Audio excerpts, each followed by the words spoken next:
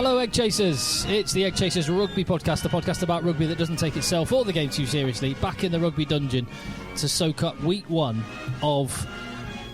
in fact, that's the first order of business. What do we call this thing? But I'll be doing so with JB. Hello, Tim. And with Phil. Hello, Tim. Right, yeah, okay, so... That's what we're going to call this episode. What is this thing? Have they... Yeah, let's do that. Have they dropped the word European? I mean, I work on it and I'm still not 100% sure. Is it the European Cup that they're calling it, or just the Heineken Champions Cup and Heineken Challenge Cup? I think just Heineken Champions Cup. I think you're right. Yeah. I think you're right. How, is it administered by E or PC, though? EPCR. EPCR, whatever it is.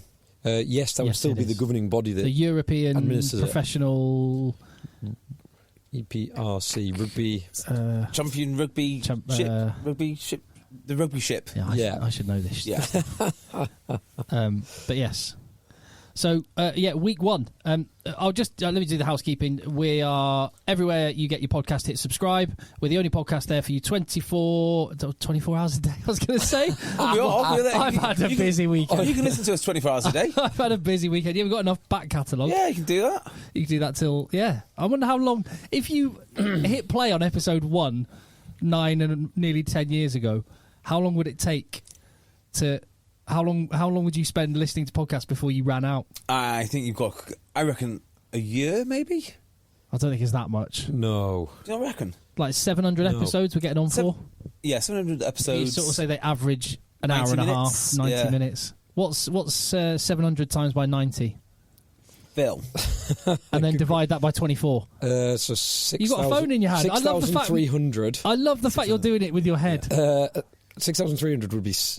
divided by 24. Oh, wait, sorry, 6,300, yeah.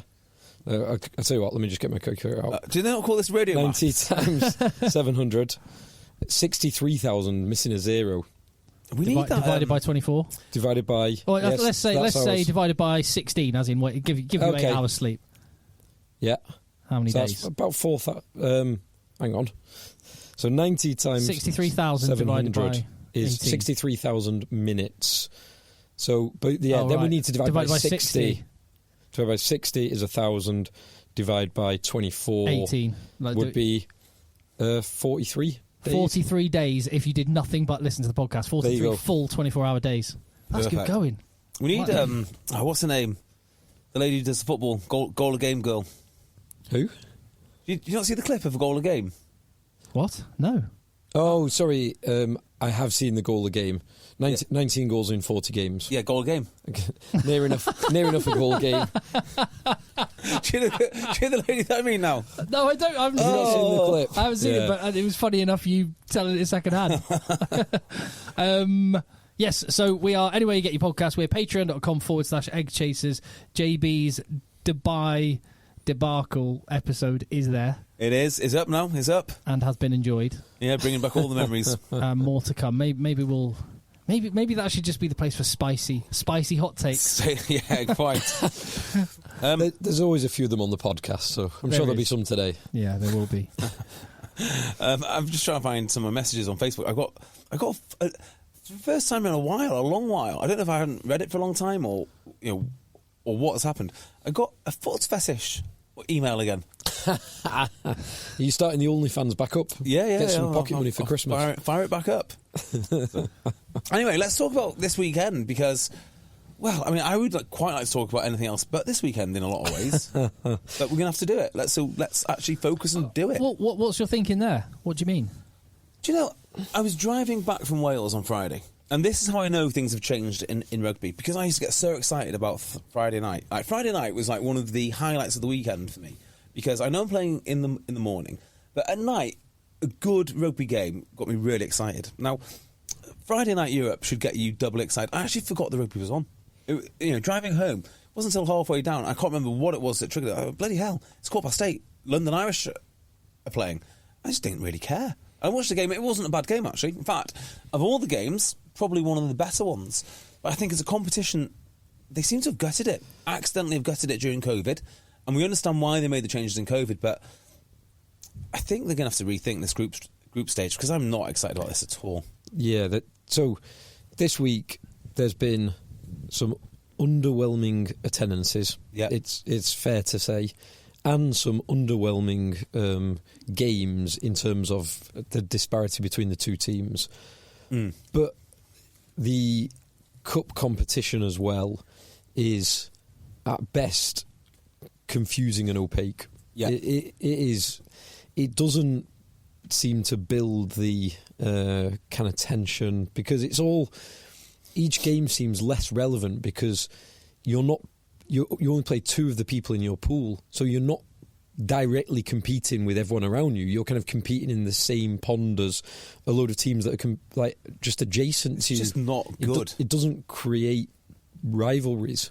So I think the organisers, looking at the competition in its totality and how it was played last year, I think the organisers thought two things. I thought they had success in the knockouts, because I think two-stage rugby actually, or should I say the aggregate rugby game, in the next 16 is actually a very, very good addition. So last 16, then quarters, then semis. That is a nice addition. So ticking the box there, great. Yes. I think the other thing they thought is a little bit like the NFL, which is it doesn't matter what games are played and the structure of how teams accumulate points, just it matters that games are played, and then people will work it out because they're big enough fans.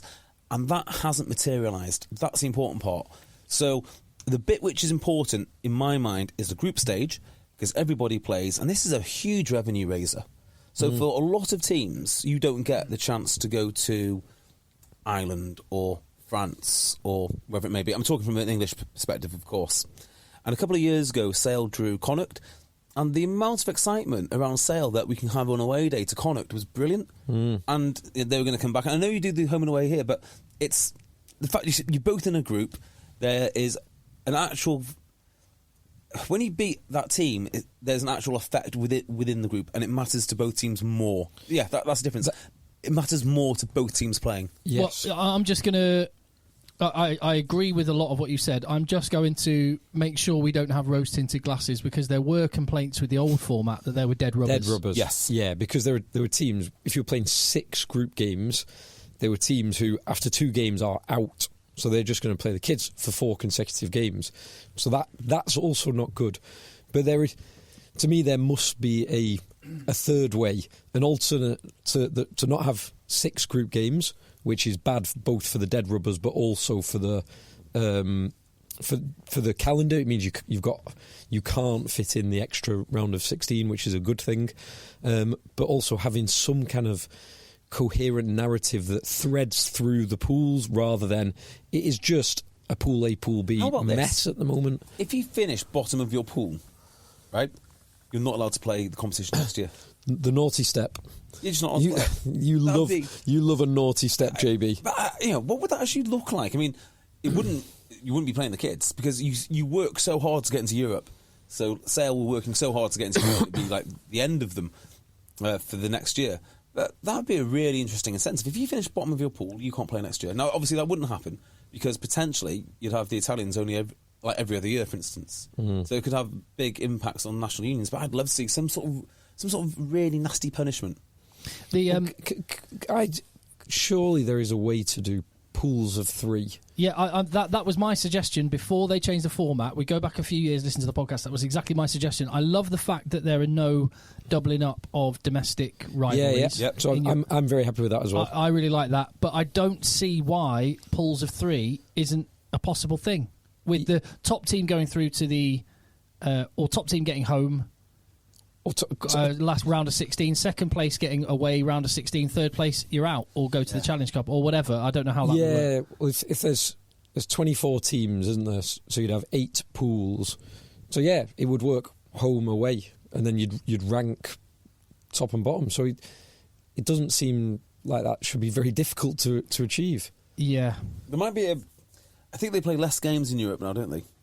You only play 4. Few, of course. You play. It used to be 6 plus 3. It's now 4. Is one of them's home and away, isn't it?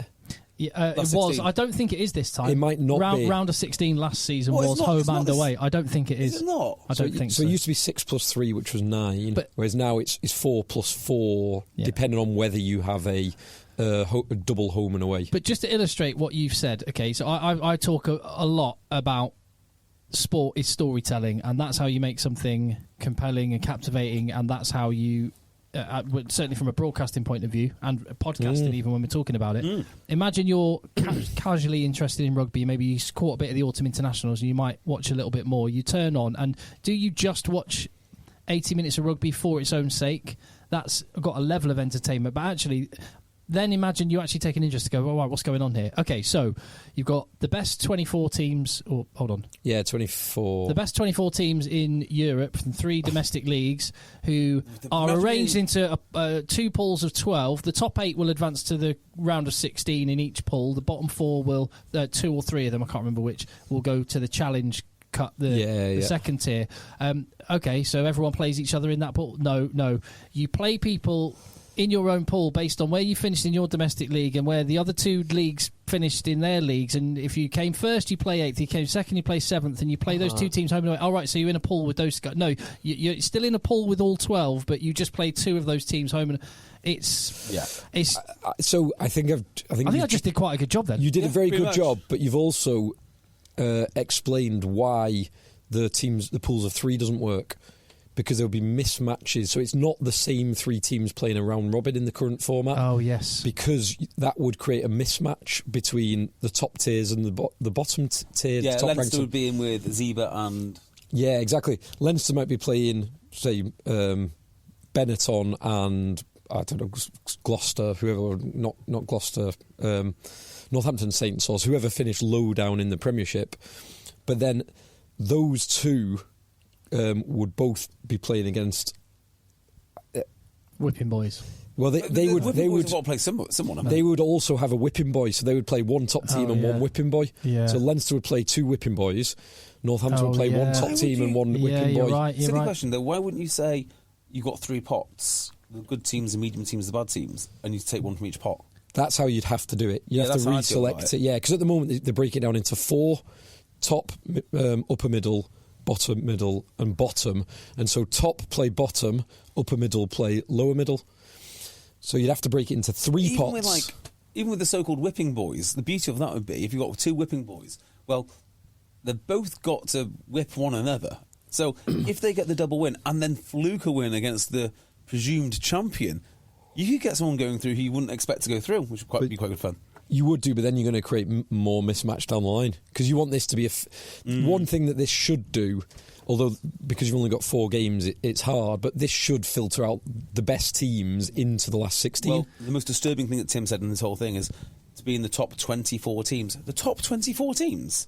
Well, that's like the Championship and the Premiership combined. That's an enormous amount of rugby teams. That's 2/3 of the teams 24 teams are potentially in the competition, right? Yeah. Or nearly getting on for 16, isn't it? It needs to be. Yeah. It does need to be narrowed down to. It does. Top 4. It does, and it's that. I see. I'm invested in this, and I love it. I work in it. I love the rivalries, and I'm so willing it to be brilliant. But this, I guess the question we have to ask is, where is the apathy? Because we could be overreacting here because the Football World Cup is on. Because it's -3 most of the weekend. -3 most of the weekend. -3 is brilliant. Not everyone shares. Not everyone shares your enthusiasm for that. So I tell you what, let me just read an email. Sorry, I was going to say, very few people make a snap decision the morning of the game to go to the game. You've made this decision weeks in advance because you've got to get all your boring mates to get childcare and all the rest of it. You've made the decision to go. If you're travelling to Montpellier, you've made that decision a long time ago. So I think we might be sat here. I think the group stages will be more subdued, but I think the knockout stages will be good. It will filter. It will have the desired effect. It will filter the top teams, and it will create 4 rounds of tension with the last 16. The knockout's going to be dynamite. Absolutely, it is. But it should be I always think it should be the group stages that should be the most exciting, because you should be so excited for those old home and away back-to-back weeks. Yeah, that was my favourite. Yeah. So my favourite bit of the competition last year was the round of 16 home and away, which I was dubious about, and then was 1 over. It was great. Yeah. But that's because it replicated the bit that I used to love most about the Champions Cup, which was the home and away middle of the pool stage, and rounds 3 and 4. Puts more jeopardy on the line as well. Yeah, it was even more rivalry. Sometimes you had a storyline that you could carry from one game to the next. A bad decision or a red card or something. The Ulster Toulouse home and away last year was just magnificent. Well, I remember the Ulster. Was it Ulster? Exeter home and away all those years ago with Steenson nailing drop goals. Oh, yeah. Paddy Jackson. Oh, that's a good point. I'll come back to that later. Paddy Jackson nailing drop goals. That was absolutely brilliant. So let's just answer this question by way of David Tarnopolsky's email. Contact eggchasers@gmail.com. A New York cop. Yeah, he is. Yeah. Alex Lazowski and David Tarnopolsky. Blah blah blah. Podgood, etc. My thoughts on the low attendances this weekend. I'm just not surprised. I would consider myself a massive club rugby fan. I've had a season ticket at Quins for 10 plus years and often watch the majority of games played every weekend. Man after our own. If we ever need someone to step in on the pod, David's the boy. But I just don't care about this, quote, European brackets and South African competition. As a Quins fan, I'd rather us just play our second 15 and rest the big guns for the Premiership. It's hard to pin down why I, and clearly many others, appear to feel like this. But I would suggest some of the reasons may be, 1, the ludicrously complicated pool system which no one understands and makes it very hard to follow. 2, the massive gulf in quality between teams from different countries. Only the French, Irish and South Africans really have a chance of getting far into the competition. We might have to disagree with that, but I take the point. I do take that point. 3, the insistence of EPCR to maintain it as a, quote, European competition despite teams from Africa being involved. Judging by the attendances in South Africa this weekend, the fans over there also don't really care about the competition. To me, it just comes across rather unprofessional and unattractive. I'm sure there are other contributing factors too, but these are just a few that spring to mind. It's terribly sad, if I'm honest. I used to really look forward to European weekends in the glory days of the Heineken Cup. Northampton v Leinster, Saracens v Toulon, for example. It feels completely different now. So one of the problems is with European rugby, it's the nature of the URC and the competing needs that league has. Because you can't just say top 4 from here. Because if you say top 4, you've got to spread those spaces around between, 5 unions now? So Italy, Wales, Scotland, Ireland, now South Africa. But they have got rid of the... It used to be that a Welsh team and an Italian team would always be involved, but that's not the case anymore. Yeah. So there's only one Welsh team. I kind of prefer that. And there's no... So you have to give one spot to each union, and then the rest fight it out for whatever it is. But they all got a bit arsey because, of course, France have got however many spots, England have got however many spots. Yeah. So I can see the point, but that's the way that they decided to structure their rugby. They've made their bed. They've got to lie in it. If you want to have provinces and regions and whatever the structure you want, more power to you. But I don't think you can then say, but they then all have to play in European rugby. I don't think that's right. So, on to David's point, I think the middle one, certainly for a Quins fan, or indeed fans of any English team, any Welsh team, any Scottish team, and half of the Irish teams, is relevant because they don't have a chance. They genuinely, I think there are maybe 4 or 5 teams who could actually have a realistic chance of winning the thing. I would have said Racing 92 prior to this weekend, but Leinster definitely, Toulouse definitely, although they struggled in bad conditions against Munster. La Rochelle definitely. Yep. Montpellier, maybe, yeah. I'd say it's 5. Racing, Montpellier, Toulouse, Leinster, and what's the other one? La Rochelle. Those are my 5. Maybe Bordeaux as well, but although obviously went to Gloucester and Gloucester got a great result. So that basically anyone outside, let's call it 5 teams, insert team names here, anyone outside those 5 teams, if you're a diehard club man, you are going to be apathetic towards it because you've not realistically got a shot of winning it. Yeah, well, yeah, but I guess it's like the Champions League in football. People get excited to get into Champions League and then just literally getting to the playoffs. to see some of the teams. Yeah, so I'm not sure I agree with that view because I remember when Glasgow made it through the knockouts. The pool stage to play Saracens. That was a genuinely massive game for them. So no, it does matter, and it really mattered when Scarlets got through and actually beat La Rochelle in the first knockout stage. So no, I don't think that's right. I think you're in there because you want to compete with the big boys, not because you're somehow afraid of them or think, that's no point because Leinster are involved. Yeah, it is interesting that having a shot at the king is always nice. Yeah.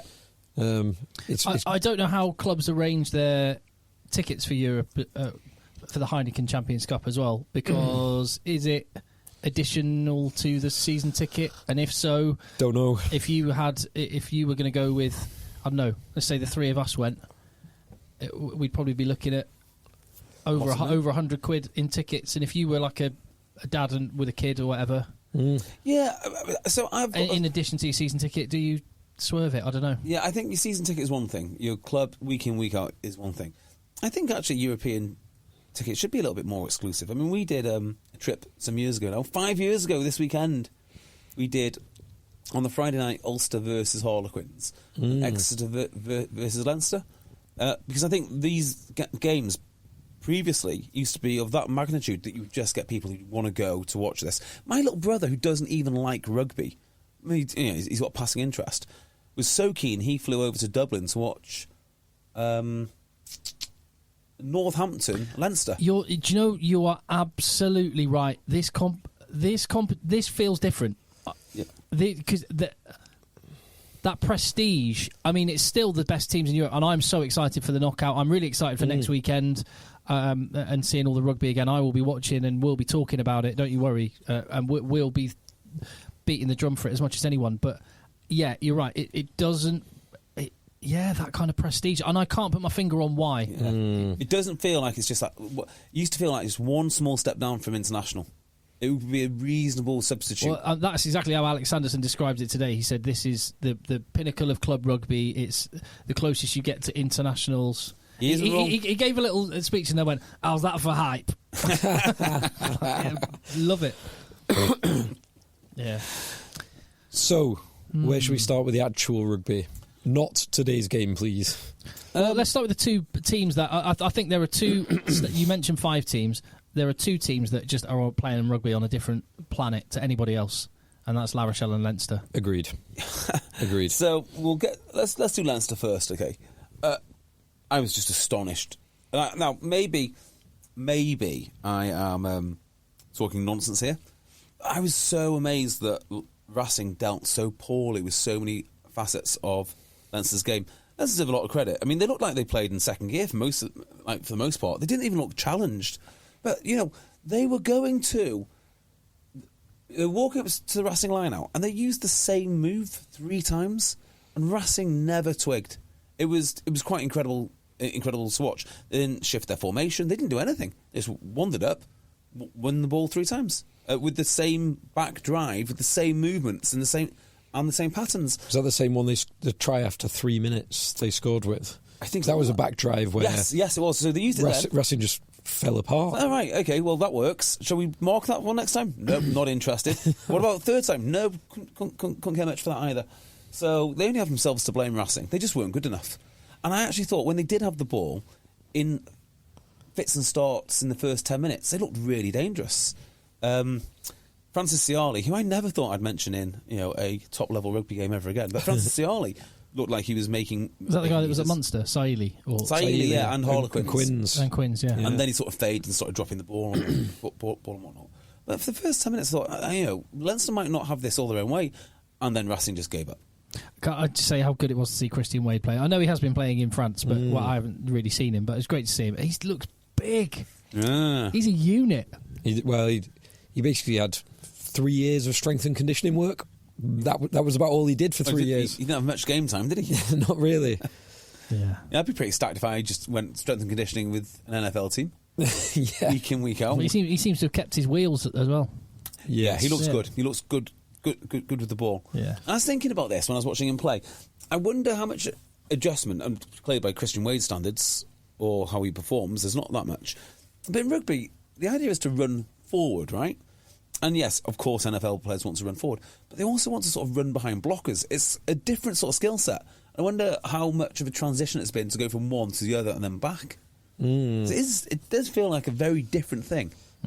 It will definitely be different. I mean, he's got 15... Prior to going to NFL, he's got, from being a kid, 15 years of experience playing rugby, so it shouldn't be too bad. Who was the person who had the gig at the Thunderdome that meant they had to play in Le Havre? Don't know. Was it Ed Sheeran again? Like Munster? Might be. But... Oh, was there someone meant to play in it? There was a concert in the Thunderdome. That's why they couldn't play there. So they played in Stade Océan in Le Havre. Did they? Which is 2 hours outside of Paris. I actually didn't even notice. notice. On the North Normandy coast. Yeah. I had no idea that happened. Yeah. Well, did you not notice it wasn't in La Défense Arena? I don't know what I was thinking. I honestly don't. I assumed it was at Leinster. Yeah, it did. It looked more like they were in the RDS. They did. Yeah, I didn't notice that. Yeah. So I don't know why. Now that's an interesting one because perhaps some Racing fans, maybe players, maybe coaches, maybe might blame the disruption. Now, if they were to do, I would say 2 things to that. One, it's disruption of their own doing. They've had known long enough that they could prepare for this, and I think they're playing other games there as well. This is not the only game. I saw an advert for Racing versus Toulon. I don't know if that's already happened or is happening in future to play at the same arena. But also, if disruption did have a factor, disruption is not a 32-point deficit. No, it's not. It is. This was one-way traffic. Which, by the way, because it wasn't in the programme, but I spoke to Dan McFarland after the game, and Alex Sanderson very graciously, we'll talk about this game in a bit, Alex Sanderson very graciously said, Ulster have had a really difficult time. They didn't fly till this morning, and it's an early kick-off. They had to go to Birmingham and then get a bus. And so I said, Dan, I know you won't use it as an excuse, but Alex Sanderson's just suggested it must have affected you. And he went, yeah, it's not... It might have affected us, but not 39. It's not 39-0. That was exactly the point I was going to make. Yeah. Because there is disruption in the Ulster. And you'll know more of the details, Tim. But we saw it yesterday, read it about it yesterday and this morning. The Ulster were severely disrupted. But that wasn't the difference between the two teams. No. Not even close. Yeah, the problem with Leinster is, I guess they're a little bit like England ladies, which is they're so used to winning. And they will come up against a team like... In fact, I wouldn't be surprised if the return fixture is one of these games where they come up against a team who just punches them in the face because they're so used to winning. They won this in second gear. I don't think they really broke a sweat. So we had this kind of last week, and this is a hell of a test. And that Leinster team, I mean, 60% of that Leinster team in the last few weeks have had very close fought wins against South Africa and Australia.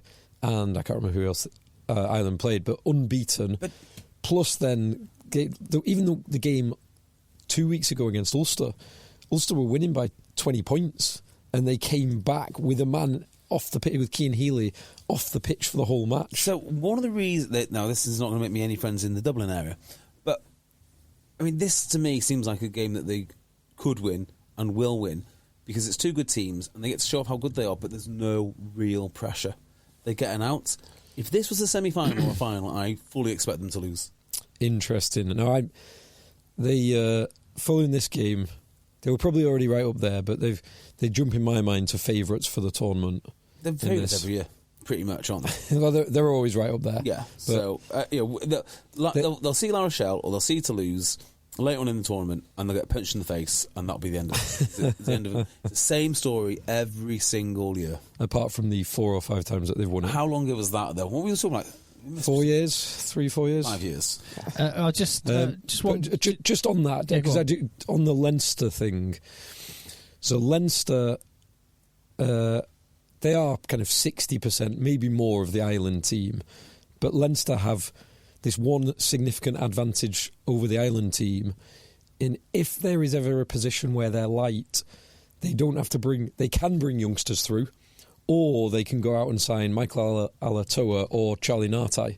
And 2 of the guys that were missing, so they're missing 3 probably first choice players in Ty Furlong, Alatoa, Robbie Henshaw, Charlie Nartai, and Johnny Sexton, which they've got their own Ross Byrne developed. So I think they're Leinster will be all right. Yeah, Leinster will be okay. By the way, the reason that La Défense Arena wasn't available is because a French rapper called Oral San. Oh, really? Oral San? Oral San, who... Let's listen to a bit of Oral San's work.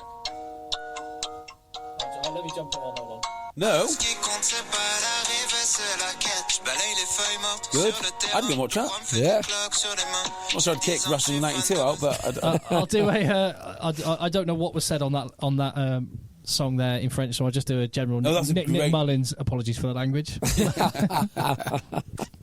Yeah, I hope it wasn't highly homophobic or some such thing. Yeah, so I'm guessing Wrestling 92 can't wait for Stuart Lancaster to land after that. Well, it's quite a good the showcase. cameras did go to him a lot. It was great. I mean, that was a nice little story part there that made it interesting. Yeah. So I'm thinking about Leinster. Last time they won, it must have been 5 years ago. Because let's go back: Toulouse, La Rochelle, Exeter. Saracens. The Saracens 2019, so 2018. And then was it Leinster that year, or was it double Saracens? It was Saracens had 3, but they did 3 across 4 years, and it went 2. I think they did 16, 17. Leinster 19, did 18, then Saracens did 19. So it's 4 years ago or 5 competitions ago. Yeah, there you go. 5 years. It was when Johnny Sexton won World Player of the Year, wasn't it? That's right. Yeah, 2018. And then he lost his voice. He did, so he says. And didn't. I've never forgiven him for didn't come on the podcast. Rob Kearney was great, though. Yeah. He was, actually. Apologies for my voice as well. I'm a bit... Well, you've turned up, though. Johnny Sexton cried off. Yeah. If only I had Rob Kearney's number to come here instead of me. If only Johnny Sexton had your leadership ability. Exactly. That was around the same time as... I can't remember what came first, because we didn't mention it with Rob Kearney, but that was around the same time when there was that Rob Kearney lookalike. Video. Lookalike, sure. That looked like he was... having fun on a balcony, if you remember that. I do. I remember it well. Did you watch London Irish Montpellier? Did anyone actually watch this? Seen the highlights. So I was on a train down to London at the time with very, very limited signal. Did you watch it, Tim? I watched what I could. It was actually a really good game. Yeah. Really good game. Now, which player was born in Birmingham? Of London Irish? Yeah.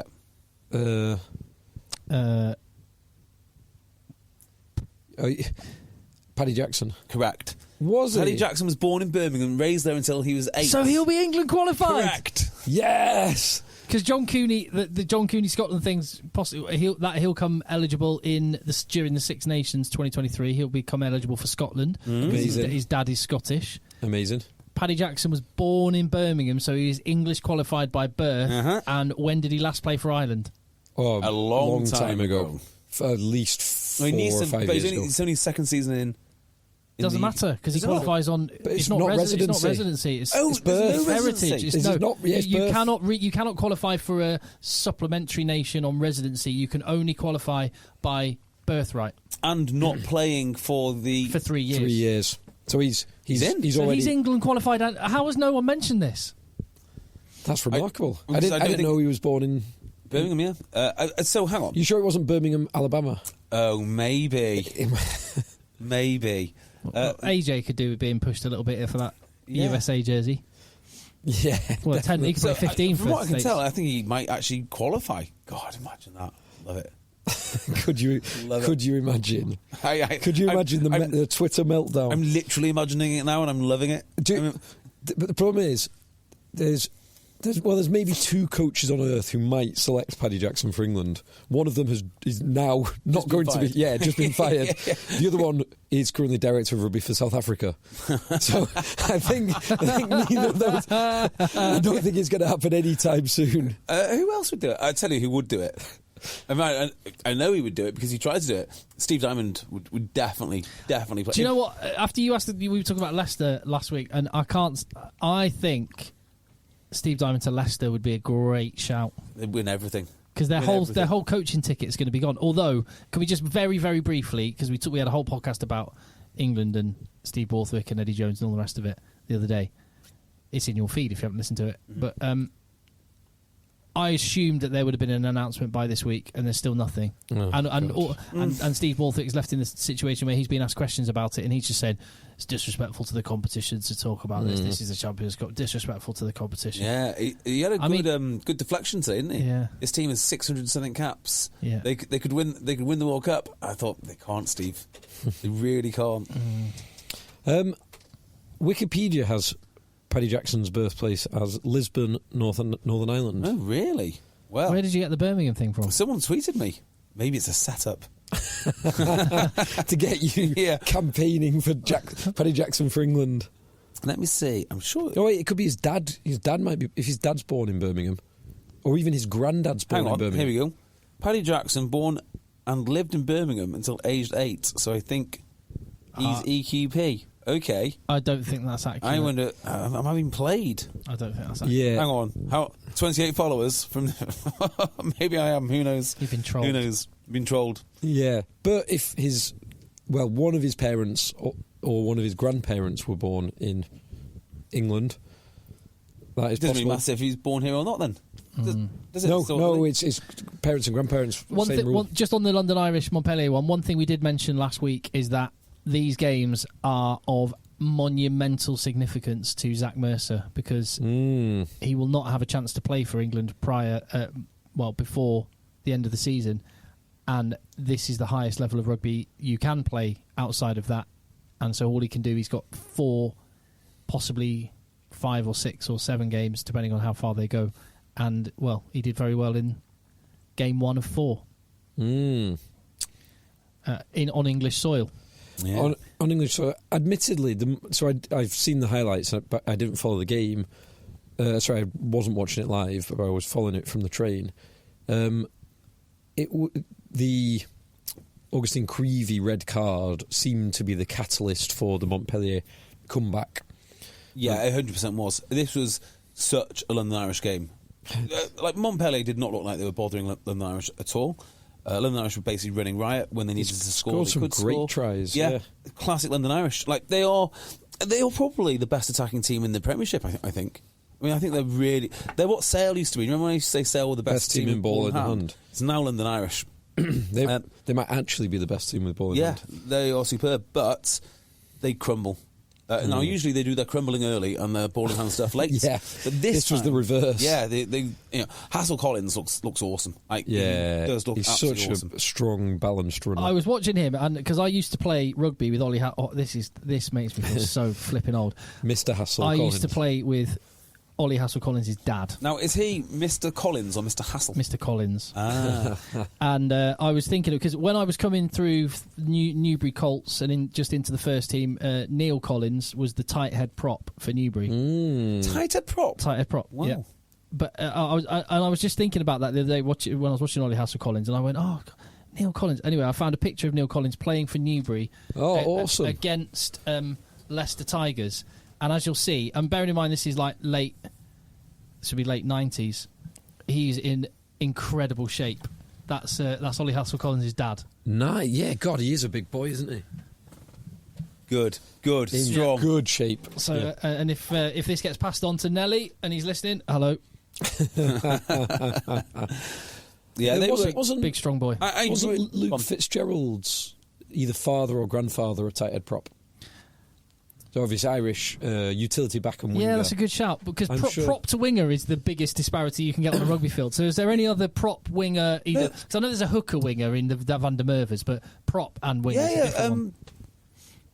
The Wallaces. There's 3 Wallace boys, right? David was open side flanker. There's flanker, Paul a was prop. loose head prop. And there's a winger. Was it a winger? 100% there's a winger.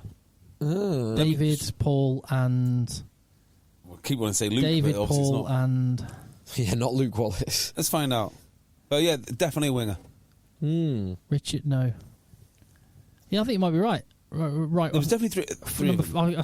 I just have a number 14, one of those old school Munster jerseys in my head. Richard Wallace. Maybe. Hang on. Here we go. Is it like a Nathan Earl Ben Earl, where you go, oh no, they're not actually related? When people used to see their names written down.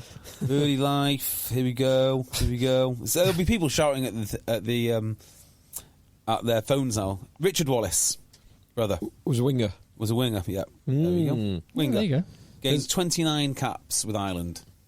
So winger of some repute. Yeah, absolutely. There's also famous Bedford. I think he played for Northampton a tiny bit.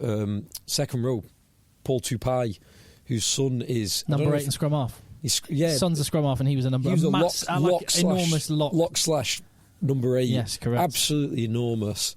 and he sunned the scrum off. I'll be a few more. Right. So London Irish. Interesting. So Creevy went off. There were some idiots, quite a few idiots on the Twitter sphere who think, who are in the rugby space, who somehow think this is wasn't a red card. This was 100% a red card. Matthew Raynal probably didn't think it was a red card, based on how he officiated Sale v Ulster. Yeah, it was just a red card. It was just a pure red card. There's no... I can't think of a single mitigating circumstance for this. It's red card. So on that one, because we will talk through the Oxenishre and the Andrew Warwick incidents in a bit. Yeah. But on both of those incidents, there was a clear wrap by the tackler. On the Creevy one, there is no wrap. He's perfectly upright. There's no dip, and there is shoulder to head with force. Yeah. Therefore, I guess tick, tick, tick. The only one you might say is maybe he's pushed into Creevy, or there's a fall in. There is some something. lowering. It's one of those things like it is a red card because I'm following the structures of the law. Yeah. It is not a red card in my mind. I don't want it to be a red card. Yeah, on the Creevy one, I could probably just about drop to a yellow on the basis of a combined dip and there's a question mark. Yeah, question mark on the force because Creevy he's not accelerating into it. He's more just holding his ground. But a passive tackle. It's more. I'd almost say a neutral tackle because if you watch the Oxenishre one, Ox is accelerated into it. If you watch the Andrew Warwick, he's actually falling backwards when the contact is made. So that's a passive. But whereas Creevy is more of a neutral. Well, just we might as well just wrap up this as a little red card bit. I'm kind of with you where I can kind of go. I would be quite happy if it wasn't the case that the letter of the law, quote unquote, had Augustine Creevy as a red card. I'd be quite happy if that were the case. But I understand why people are saying it's clear red card.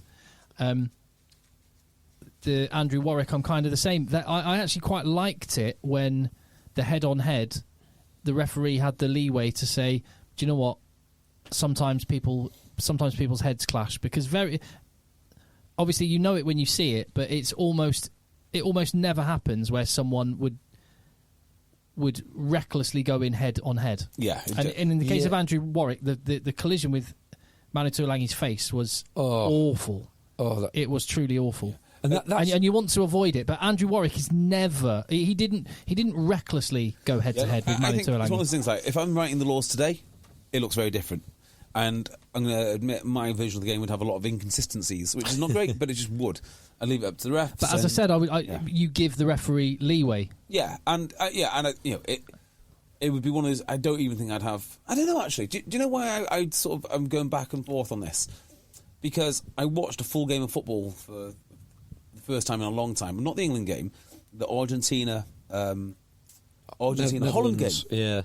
And the standard of the officiating was remarkable, as in it was just so alien to me that nobody got sent off. You can't run off the bench. I mean, imagine if all the rugby players just started running off benches, joining fracas. There'd be red cards. I mean, everywhere. It'd be like a croupier dealing cards. They'd just be strewn everywhere. Red. But and there's a load of other incidents in that game, and I was like, this is weird that the referee has got to adjudicate on an incident off the ball which he hasn't seen, and then have a guess as to what he should do. So there is a lot to be said by the way that refs do ref in rugby. That said, if I was to redo it, it'd have a lot more inconsistencies. And things which happen in real time, which a ref miss, well, he misses them. Just move on. Well, on that, so just dovetailing between the Football World Cup and the Rugby World Cup, Luke Pearce responded to Gary Neville just said during the England game last night. I can't remember what he got. Gary Neville something about the ref is shocking. Something damaging or ref something. Is shite or whatever it was. I have to say, Luke Pearce, I mean, I respect Luke Pearce as a ref, and I've just said what I think about rugby reffing compared to football reffing. Luke Pearce needs to shut up.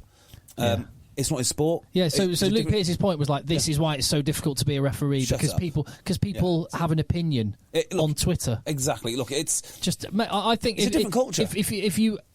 If that affects you, delete Twitter is the answer. The responsibility is with you. Yeah, exactly, and it doesn't incite a pile on referees. Referees have been abused left, right, and centre in football from day one. It doesn't make it right, but it also proves to me it's not really the be all or end all that Gary Neville says that they're good or bad. Just doesn't matter. Football's Gary Neville's paid to give an opinion, and he's entitled to give an opinion, and you shouldn't have to censor an opinion for fear of repercussions. You're allowed to offer an opinion. Yeah, I could say it shouldn't be. JB, I could say JB, you're a dickhead, and I'm allowed to say. I don't believe that. By the way. You wouldn't be the first.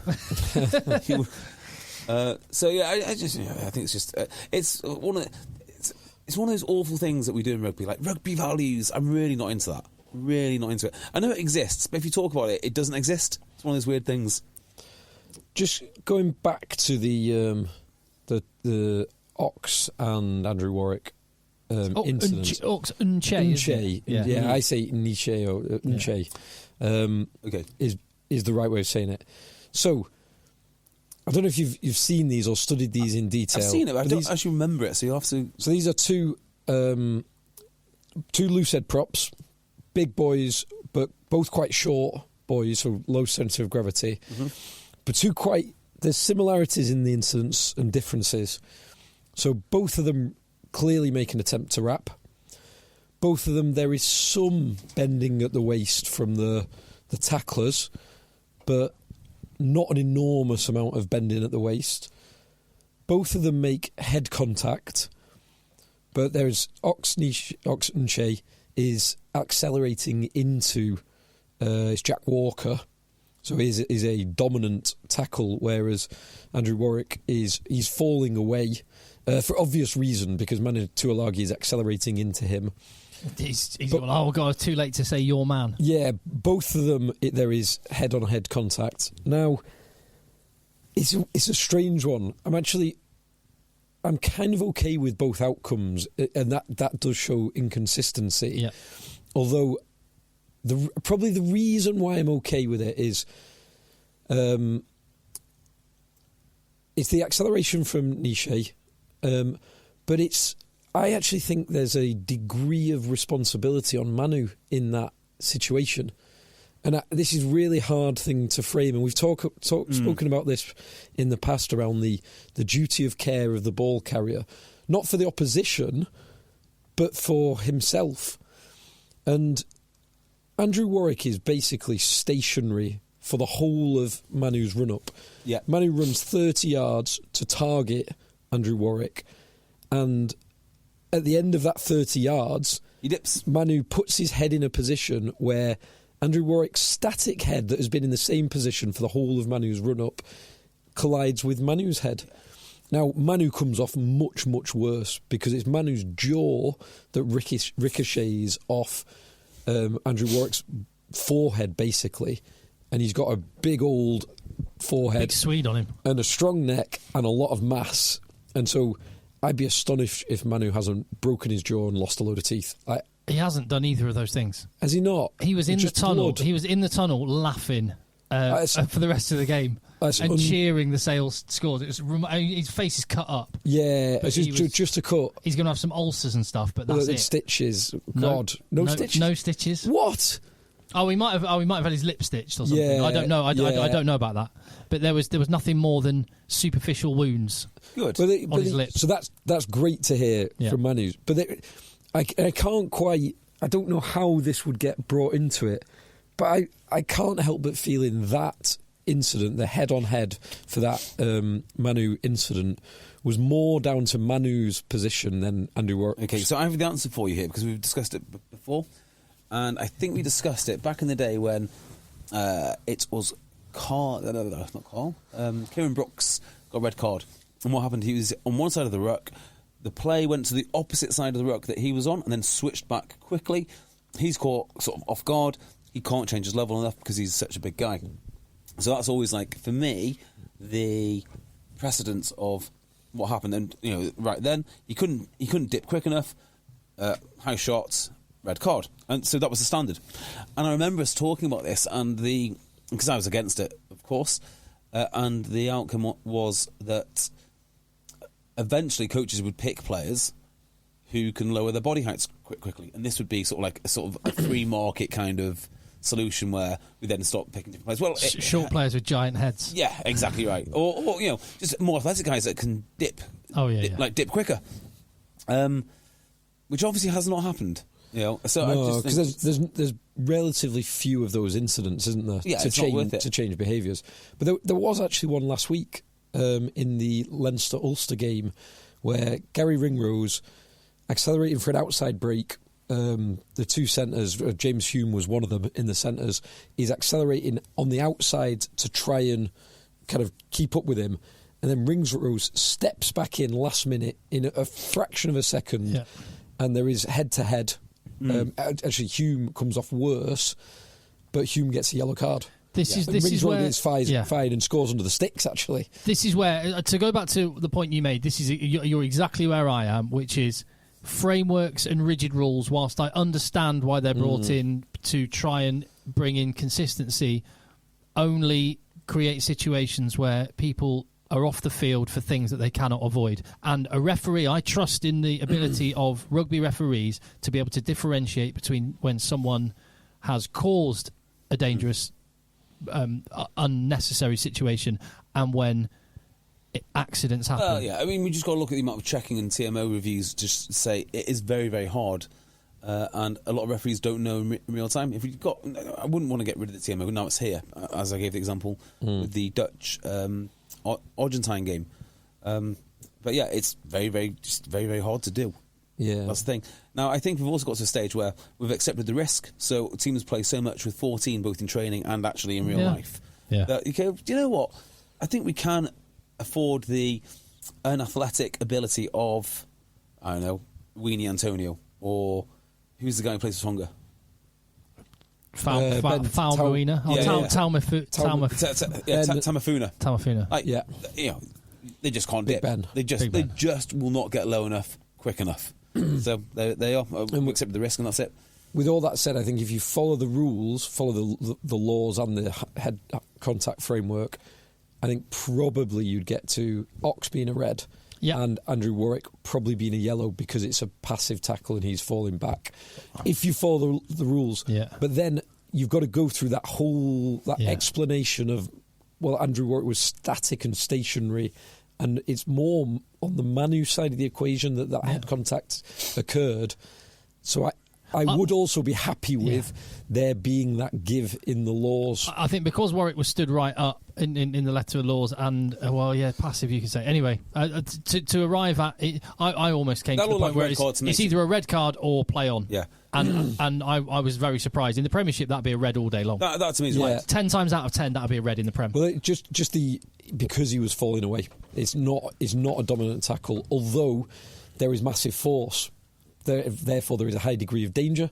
So again, you almost need an extra layer of nuance on the process. So I actually saw the tackle, thought it was a red card, made a cup of tea. It's only after the game I realised that there hadn't been a red card given. Yeah. So I mean, Ulster did not need a red card, and Sale didn't need Ulster to have a red card. No, we might as well just very briefly touch on that game. Yeah, let's do that. No. That was the Beardmore Largan Bowl. No. There was Beardmore, you must be proud of your boys. My boys did very, very well. Very well. Do you know, I thought they were wasteful. If I was going to criticise them, I thought first off they should have been 14 points Funny up. you say that again, because it didn't make the programme because we went straight to Munster to lose. But Alex Sanderson said the same thing. He went, he basically went, that was a complete performance. There's areas we can improve. I went, sorry, what?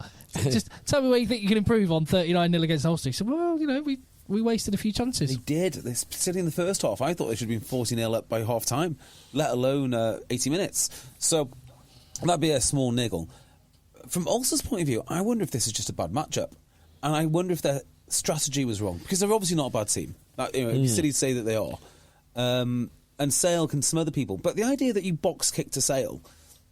Well, they only box kicked because they could not make any dent in that defence. They ran out of options. Because Ulster do box kick quite. They do kick to compete quite a lot, and they have wingers that are very good at kick chase. But they don't do that. They don't do that as a default. They do that when they have a go and then kick when they can't breach. Yeah. So actually, if I was going to choose a strategy to play against Sale, I would go for the contested. But kick to compete, long. Not kick long as they did. Yeah. So Doak was smacking it long. And then the big boys said, we'll just keep this. And they had no answer to get Joe the ball. Carpenter's good, isn't he? Back off set. Yeah, he is pretty good. He's really good. Judging by today, they're all world class. So, well, who's a bigger waste of money, George Ford or No. Andre Pollard. Rob Dupree needs a backup 10. Yeah, he does need a backup true. 10. Hey, Rob Dupree goes down, you're going to need someone at least as good as Rob Dupree. Well, 80% as good as Rob Dupree, maybe. I mean, the way that Rob Dupree threw the ball into the Ulster player who threw it back into his hands. Yeah, I mean... That was the 1-2. Classic. It's great when training ground moves come off. It's just wonderful to see. So, Rob Dupree with another world-class performance. I can't believe we've got such good fly-half and we didn't even realise... Is it more of a crime that we didn't realise how good Rob Dupree is, or that Gloucester didn't realise that they had a world-class fly-half on the wing? Yeah. No, we're going to make...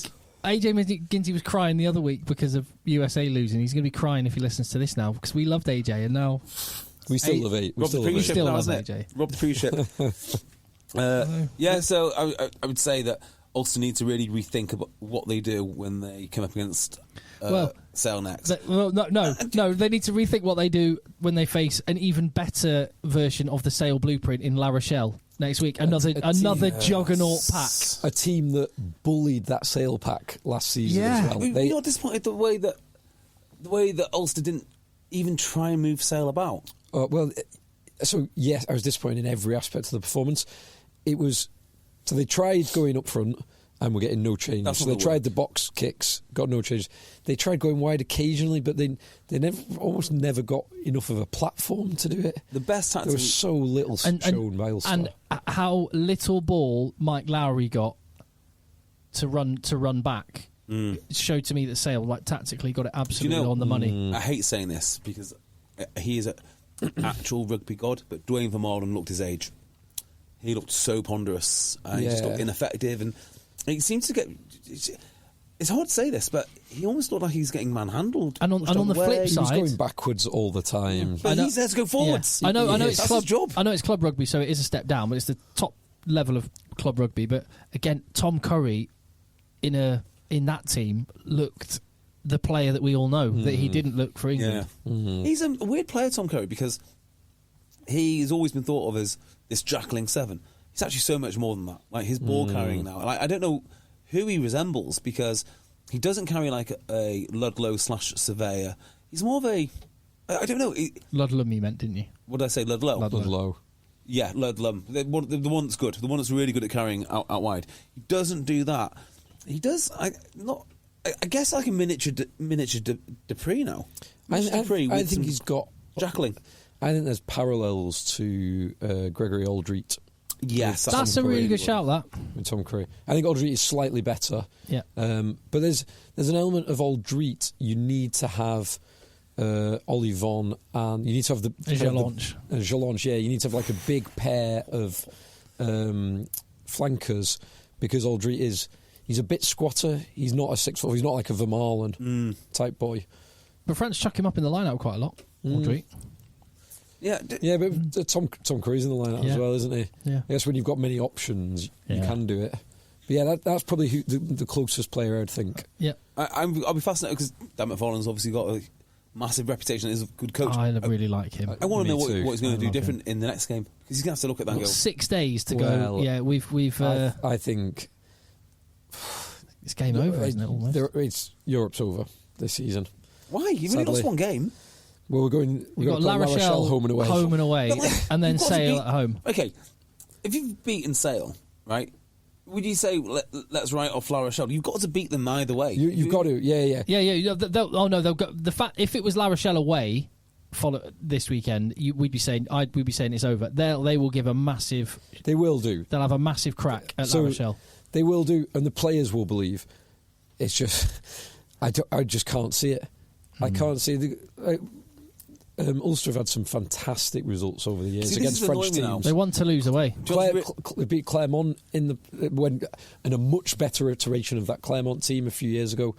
They've had some amazing European results. I've just put my finger on what really is annoying me now.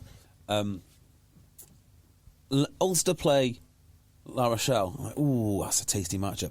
Wonder how Sale will do against La Rochelle. Well, we'll find out in a few weeks' time. No, we won't. No, we won't. You never will.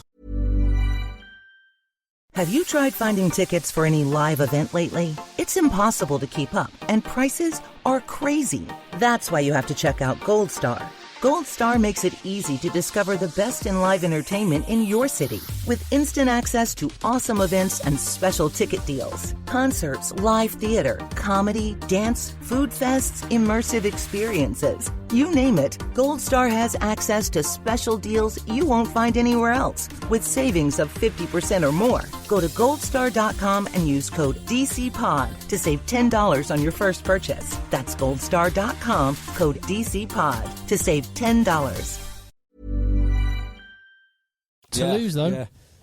They go to Toulouse. Now that, So they're going to be in France potentially on the... They have delayed their return flight, so it will give them time to watch the Football World Cup final in France, which France could be involved in, which is really cool. That is excellent. So their games in the afternoon, then they're going to stick around for the World Cup final, then get their charter flight back.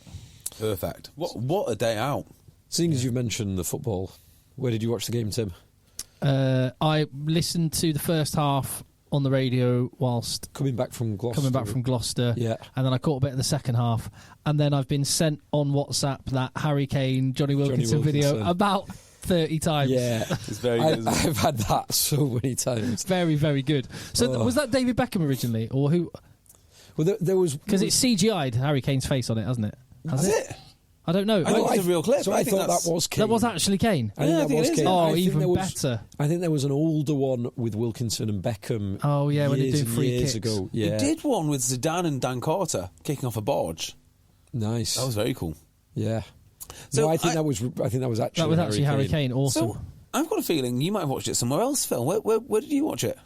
I was in the Great Hall of the JW Marriott Grosvenor House on Park Lane in London. Oh, I thought you went for a meal. You didn't. How much is a beer in that place? I didn't buy one, so I don't know. Was it your works party? It was works too. Oh, lovely. But I did, before that, I went to the 39th floor of Heron Tower, Salesforce Tower, in the city. Are you working for BT now? Not BT money, unfortunately. To go to Sushi Samba, which was an unreal experience. Absolutely ludicrous experience. Amazing food and drink. And it was ice cold, but blue skies in London. Ooh, and nice. the view, we had probably the best seat in the house. View facing out over North London. And the highlight of your sushi experience? Well, so Sushi Samba, so it's so Japanese, Brazilian and Peruvian. What is this madness? So we had some amazing ceviche. Huh? We had some wagyu. That's your favourite adult site subcategory as well, isn't it? I love ceviche. I love wagyu. We had some good sushi. Wow. We had some deep fried shrimp. Ooh. We had some tempura. We had some awesome steak. We had 2 cuts of steak. We had a ribeye and a fillet, and the ribeye was much better than the fillet, interestingly. It was very, very good. And had a wasabi margarita, which was dynamite. Wow. Absolutely awesome. So yeah, I would recommend that. So you watched the England game with a bunch of builders? Absolutely, yeah. Was it on? Yes, it was. We got the first half an hour with the champagne reception, and then there was about a half an hour break or a 40-minute break where we sat down, had speeches, said grace, and then we caught the first goal, missed the second goal, but caught the third goal and caught the penalty miss, which was so there's a lot of different nationalities at the do. There was a couple of Scotsmen who were cheering when Harry Kane missed the penalty. There's some funny. I've got to say, I've quite enjoyed. I find it quite funny. There's a part of me that actually pities these nations that have to get their joy out of England being rubbish. But the videos of Irish pubs when it's quite funny. Videoing the Harry Kane miss is going bonkers. So small-minded and parochial. I really hate it. It's embarrassing when you come from Wales and the way they behave. So there were 3 or 4. There are now 2 nations which could win the Football and Rugby World Cup. Argentina France and Argentina. Yeah. Oh, yeah. Wow. Because it's Morocco and Croatia, yeah. France-Morocco, that's a pretty cool with the history of those nations. It was I wasn't sure former if, colony, the number of people that have both nationalities. Yeah. That's a really interesting one. I was going to ask more questions about your Christmas do, but no one wants to hear it on the podcast. So I'll tell you what, let's do a little brief grassroots section. Let's do that. Charlie, thank you very much for your email. Yes. Previously he'd messaged that he was looking forward to his beloved Old Habs playing against our beloved Aylesbury. Oh. Come on, Aylesbury. He said, my old team, Old Haberdashers, played Aylesbury this weekend despite the freeze, and it was a pleasure despite the narrow 26-29 loss with a last-minute kick. But a great club and a game played in a great spirit. Picking up on what you guys were talking about in terms of club offerings, I thought I'd introduce Old Habs to you. We're loosely an old boys team based in North London, but have maybe 3 who are actual old boys. We offer a non-training, non-coaches, player-led club, and we're all about Saturdays and giving boys who don't have time to train the chance to still play some decent rugby. This Excellent. I mean, like you say, there's some people like Tokates who'll get 50 turning up for your 1 training session a week. Other clubs will have 2 sessions, and these guys are like, let's just play rugby. Pre-COVID, we were competing for promotion out of London 1 and putting out a 3s, but we've had our player pool hit hard since, as we struggle to put out 2s now. Did you see that message on our WhatsApp groups at Broughton Park Vets? They were like, "Please, lads, you need to get a team out, otherwise we're gonna lose the 3rd team." Really? Yeah. I'm not on any of the Broughton Park WhatsApp groups, but I do follow the table, and it doesn't look good. He says, they're bottom now. We tour every year and claim (brackets unverified) to be the highest placed side with our particular model. So if anyone's looking to play but can't commit to training, we have a club for you and hope to see some new faces around our fireplace playing our drinking game of choice, which is taps. Thanks for all the content and weekly pods. Pleasure to be a patron. Thank you very much, Charlie. What's taps? What's the drinking game? No idea. Taps? Do you know taps? Don't know taps. Might know it by another name, but I don't know of taps. And so they're old haberdashers. Old haberdashers. So is that a play on a haberdashery or a haberdasher with buttons and toggle sewing? I guess so. Now paraphernalia? I seem to remember that because weirdly I was at a comprehensive school, but the girls played lacrosse, and they used to. I remember the girls used to play lacrosse against all these private schools, and one of the ones they used to play against was a school called Old Haberdashers, which was around that area. Right. So I assume it might be connected to the school. But it's an appropriate name for the model, almost, because it's right. Haberdashery is kind of bits and pieces and amalgamation of an assortment of odds and sods kind of thing, which suits the team. Taps.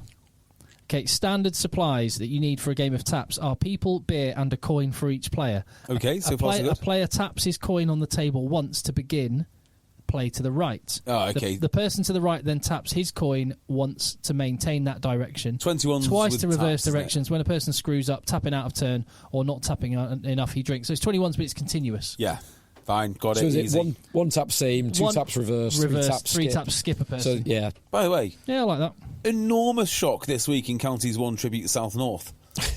Huge shock. Go on. Marlow went down 17-12 to Wallingford. Your boys? Did they? My boys. Wallingford. Wallingford. I can only assume it was a shocking refereeing performance or something went on there. A bung been thrown to someone. That's the only explanation. Yeah. Looks like Payne and Campbell for Wallingford had a great game. Well, I'm glad to hear there are games going on, because I would imagine for a lot of parts of the UK there was no matches. I was furious about this. So the best game that I played last year by a country mile was Fleetwood away. And the story behind Fleetwood away is they phoned us in the morning and said, yeah, game is on. There's a bit of snow, but it's fine. That's up near Blackpool, isn't it? It is, yeah. And first time we went was probably one of my second favourite games, because you couldn't pass the ball. The wind was so strong. You just could not pass the ball, and we went around November, December time. So the second time we went up, they said, it's on, let's do it. And as we're driving, the snow is getting worse and worse and worse and worse. And literally, as we are coming out of the changing room, as we're getting to changing rooms, the Fleetwood guys are like, we tried to call it off, because you can't see the pitch, but well, you're here now, let's go and do it. And their pitch was not only snow-covered, but it's the worst sort of snow-covered. Underneath there was snow on top of water sort of thing, like slightly frozen water. So we had to go to this school pitch. So you've got to walk half a mile in your kit to the school pitch. In the cold. Yeah. And at this point we were like, okay, It's time for normal face. No, if you show any signs of coldness, there are serious fines. So vests on to warm up. We're not going to do anything else. Just vests, warm up, played. It was brutal. It was so cold. At the end, the best way to warm up was to take your top off immediately. That's the best way to warm up. Because your top's soaking. Oh, because the thermal transmission. Yeah. Ugh. Anyway, so we can play in snow. We are well aware of this. And not only are we aware of this, Caldy played the championship games. If Caldy can play, why can't we play? Caldy beat Rotherham as well. Yeah. Why? I don't know what this obsession is in modern rugby with the conditions. I get frozen pitches. You can't play on a frozen pitch. But you can play on a waterlogged pitch, and you can play on a snow-covered pitch. No two ways about it. You can do it, and we should do it. We absolutely should do it. The best thing about Fleetwood is it made memories. We'll talk about that game forever. But now, Game's gone soft. It has gone soft. Like, people whinge about the game's gone soft. Oh, yeah, you just like concussions. This isn't about concussions. It's snow. Grow up. You're going to get a bit cold. Well, Rafi Quirk's Broughton Park under-15s played. Yes. Good lads. Any events? Any Anything major happen? incidents? The game getting abandoned 5 minutes into the second half. Was it you mean? 5 minutes into it. Wow. Yeah. So I think we might have two, not competing views. I don't think you disagree with the view. I think there's two versions of what happened today. Yeah, so briefly what happened was, so they play 30 minutes each way at under-15s level. This was a Lancashire Cup game. We were very keen to get the game on because the boys are on a bit of a roll. They're loving their rugby, and we hired a local other club's 4G pitch to play the game. You're at Burnage, right? But we were at Burnage, yep, a couple of miles up the road. And we used their pitch. Rosendale, lovely club, great coaches, good bunch of guys as well. They're nice, yeah. They came down, and we were 35-0 up early in the second half when one of their players lost his head and attacked the head of one of our players by giving him a headbutt. At which point... classic young men losing it. At which point, the Rosendale coach, who again I'm going to emphasise, it was a lovely guy and was very gracious and nice after the game and stuck around in the bar, so there was no animosity. But he called the game. He said, "Right, that's it, done." The two takes on that are: one, he was so appalled at the behaviour of his own player that he thought, "This is not what we're about." And I'm not willing. That's what I think it probably was. Yeah, no, I think you're right. I'm not willing for this to continue. The only downside is there were 28 other lads, if you take the one guy out of the case, 29 other lads that were involved that didn't get rugby, some of which, like our guys, replacements had just come on 5 minutes ago. They've been stood out in the cold and they got like three minutes of rugby and then had to go home. So yeah, that is rubbish. I guess the other way I was going to say you could look at it is like, but this did not happen. But if you're just reading it on paper, there's two other things, because match abandoned, right? So they get points, do they not? Well, no. So that was very. Our guys were very clear to say, look, you're forfeiting this game, okay? Just want to be clear. Referee, can you just listen to this? They are forfeiting the game. So, so I think it's going to be. I think it's going to be entered as a 35-0 win. So if you're just reading the facts, it's pure interpretation. It could read like, oh, we found that referee decision so egregious that we're walking out. But that's not it. Because I was working at Sale, and when I got the message saying game abandoned 5 minutes into the second half, one of their players, headbutted ours and got a red card, I was assuming, oh right, their coach has taken umbrage with the decision and said, right, we're not playing then. That's what I assumed it was. You give my boy a red card. We're leaving. But so, it wasn't like. So that's what I assumed it was. So subdivide this even further. I was at a club I used to play at, and the coach was giving a team talk on the Wednesday, so I went for some midweek training just because I was back home. And she said something along the lines of, if anybody throws a punch on the weekend, you're coming straight off. This isn't like adult rugby. Like, that is not the message.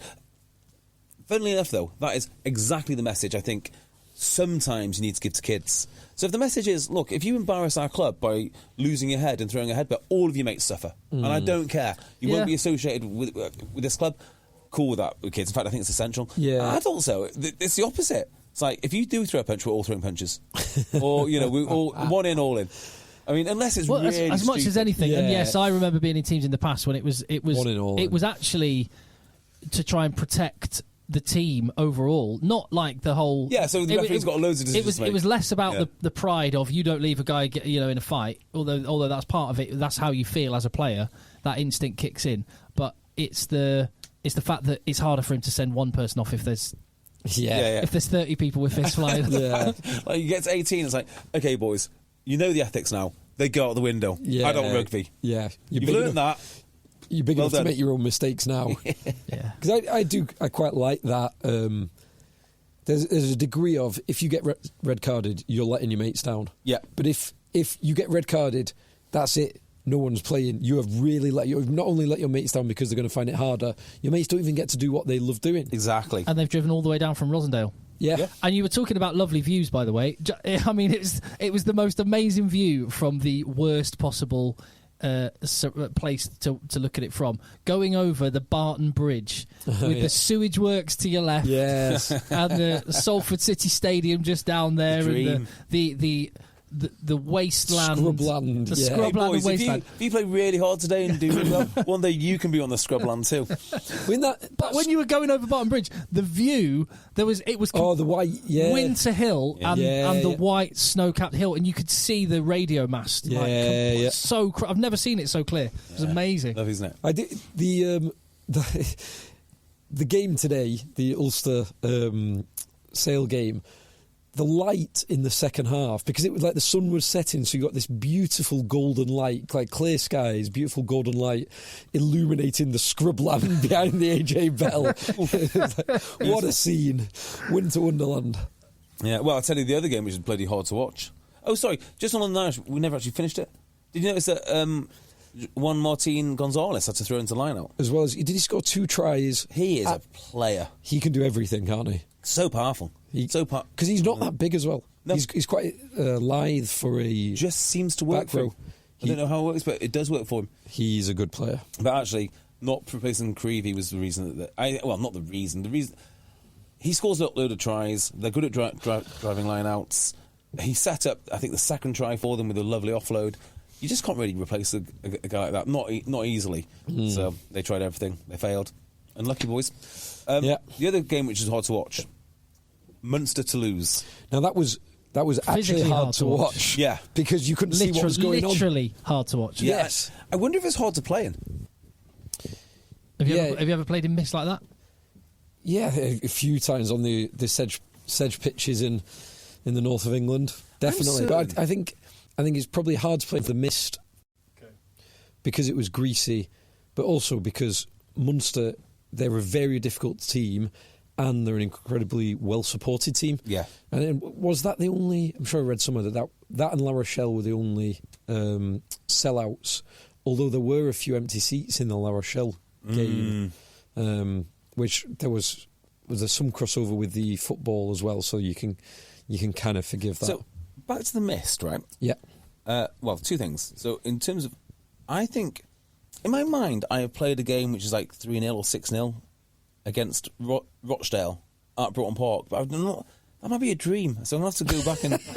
You dream about 3-0, 6-0 games. I'm not actually sure if that's true. I've definitely had that dream, but I'm not sure if that dream was based on something. Anyway, I will check the records and see if I did play that game. The other thing as well is the execution of skills. Yeah, if it's a greasy ball, it's greasy ball, but they're fine with that. The execution of skills is difficult. The identification of space, particularly for Munster, must have been an absolute nightmare. Because if you're trying to, kick, where are the covering players? Can the covering players see the fly half? I mean, I'm sure they can, but it's not obvious, is it?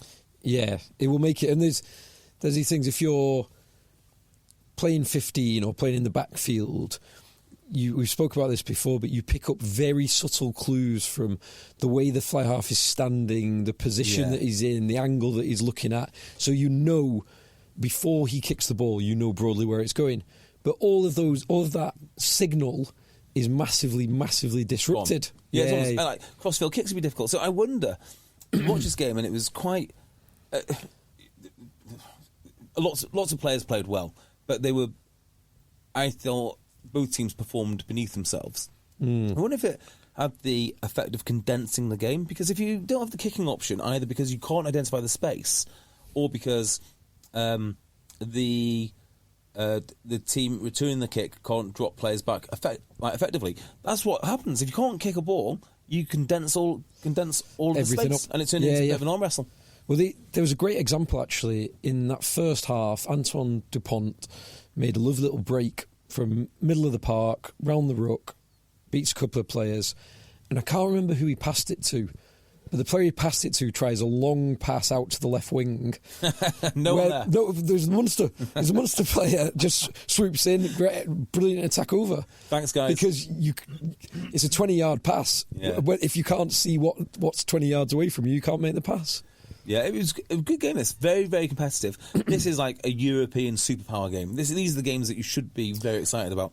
And actually, one of the few games that people did get excited about, which is great news. Well, let me just, as we're running down, sorry, was there anything you wanted to say more on that? Yeah, just one thing I thought, I've not watched much of Munster for a while, I don't think, but I thought Mike Haley had a lovely game. He did, actually. I thought he took some great high balls and just consistently looked dangerous, was beating the first man and accelerating into space. So, yeah, liked him. I'll go with that. So in terms of the Champions Cup, as you said, London Irish went down narrowly to Montpellier. The games we dealt with on Saturday, Leinster win. Claremont beat Stormers. I didn't really see a lot of that. Claremont aren't quite the team they were, but they won at home, so great. Bulls beat Lyon in a very high-scoring match. Didn't see any of that, but great, entertaining game. Yeah. La Rochelle gave Northampton a beatdown.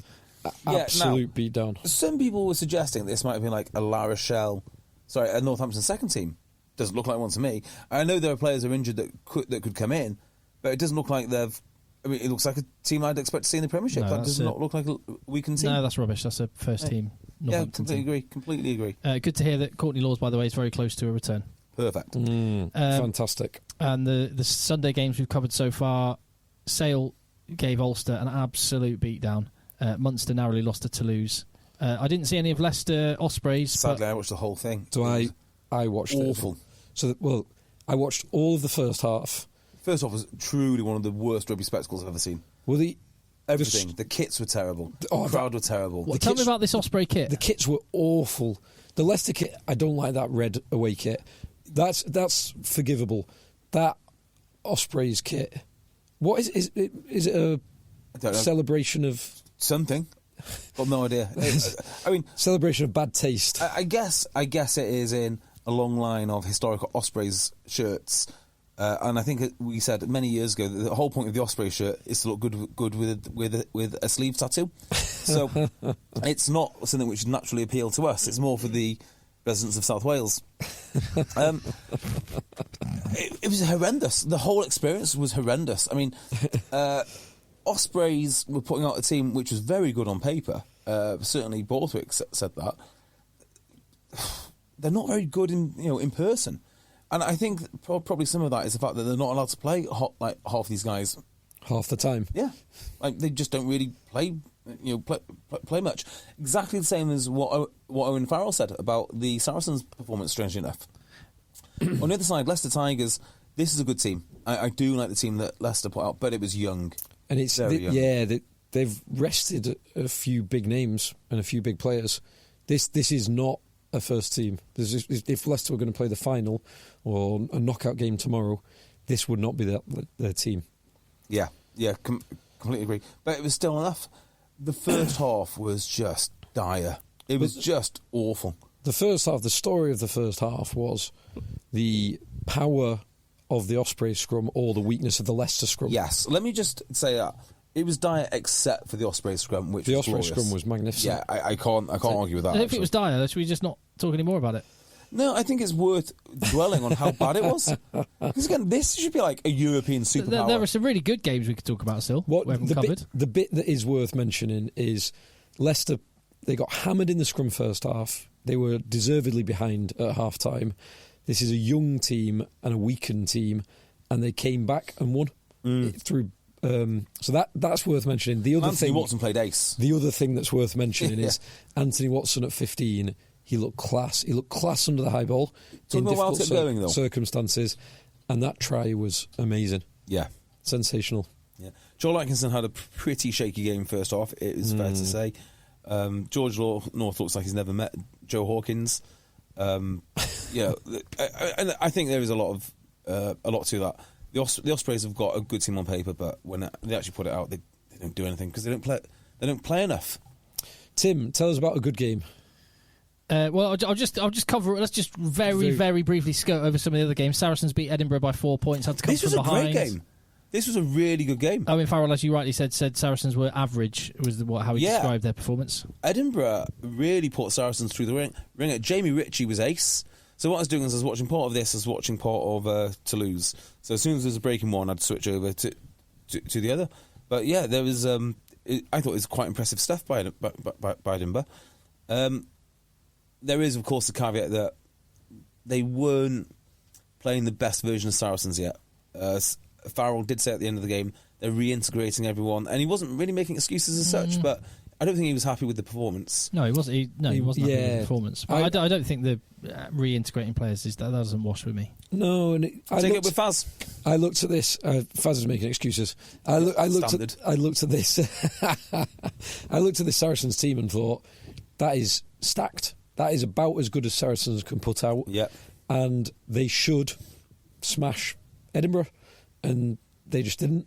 Away games in Europe, or the Heineken Champions Cup, are challenging, which is why just jumping to another game and to emphasise a real positive for a Premiership side, Exeter going away to Cast and winning comfortably in the end was a really good result. And I didn't see any of it. It was 4-0 as well, wasn't it? It was, and I was listening to, as I was driving away from Kingsholm, that was the next game, and I just put on. I thought it was I thought Exeter was the next game, so I just popped on BBC Radio Devon to try and catch it, and it wasn't the game. Obviously, I learnt that. But however, as I did turn on, they were playing a clip of Rob Baxter talking about it, and he was talking about when they won their European Cup season, the year they won the double. He said their season only really started week 1 of Europe when they went away to a French team. I think it was Montpellier, and they won there. And he said there was he talked about the emotional level that they got to and that they brought. Actually, he looks back and was like, that was the moment that our double season started. So Exeter's false stuttering a little bit in the league. I think Rob Baxter will be thinking this could be a turning point for them. Yeah, I think not because they're not going to go on and win this competition, but more for the Premiership. I hope you're right. I think there'll be more stuttering, if I'm honest. I hope you are right, but I think this Cast team is not as strong as it once was. I've heard they've had a lot of injuries, and didn't Rory Cocker have to come out of retirement to make the bench? I would just say with Exeter, I think they are still struggling to find their best pack. I think who plays in the backline is fairly settled, and if they've got the triad of Knoll, Slade and Hogg, they can do all sorts of cool things. They still don't really know. And Woodburn, who is back to his best, I think. They just don't really know what they're doing up front yet. But this will be a huge boost because they've won a game in France with two lads who are 21, Jenkins and Shunza. Yeah, that's really impressive. If 20 and 19, aren't they? Yeah, no, both are 20. Both 20, yeah. So on the flip side, it's also Scott Seo's bedded in there nicely now as well. So yeah, going away to a French team, whoever it is from the top 14, is a challenge. And, True, and they did well. And another team that did very well against French opposition in the end. It wasn't a great game, but it was a fantastic comeback from Gloucester. And the game looked done. So you were here for this, right? Yeah, it was 17-5 at half time to Bordeaux. Tom Willis looking awesome. Yeah, he had some great carries, didn't he? Yeah, he was putting himself all over the shop. Gloucester just looking like they were getting bullied a bit. And then I want to emphasise the positive and say Gloucester just clicked into gear for a 20-minute period, the last quarter, and it coincided with Albert Tuasui coming on just after or just around half time. So a very wise rugby head, who I know, who you also know, Tim, was explaining so I didn't really see the point of Albert Tuasui coming to Gloucester. In fact, it seemed like the least needed position to have. They've got loads of massive back rowers. Yeah, just not a big deal. But apparently last time Tuasui was playing really well. What made him a bit of an international star at one point was the fact that he was playing under Skivington. So hopefully, if you can get him back to that level. First day of the season, Gloucester played Wasps, 27 points down. Albert Tuasui comes on at half time. They win the game. First round of Europe, 17-5 down. Albert Tuisui comes on at half-time. These are good stats. They win the game. So you're saying he's a finisher? He is game absolutely. He's a total game changer. Yeah, no, he is a game changer, and I think Gloucester use him in that fashion. Yeah, because it very rarely starts. He always seems to be on the bench. He comes on and he is just a wrecking ball. And I shook his hand, and he has some of the biggest hands I've ever ever seen. Doesn't surprise me. Absolutely ginormous, massive guy. So yeah, great win for Gloucester, who go to where do they go? Somewhere. Quins have got Racing. They go to Leinster, Dublin. That's it.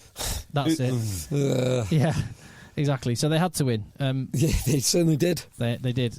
And Quins narrowly lost at Sharks and had the losing bonus points snatched from them in the final minute with a try from Cameron Bosch.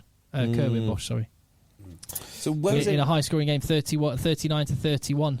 But that was another game where the red card, the Nche red card that we've talked about, and the Umbanambi yellow card. Yes, 2 minutes prior. They were down to 30 men, weren't they? Yeah, when Esther Hazen scored 2 tries, and Bassett got his second. Bassett, that's it.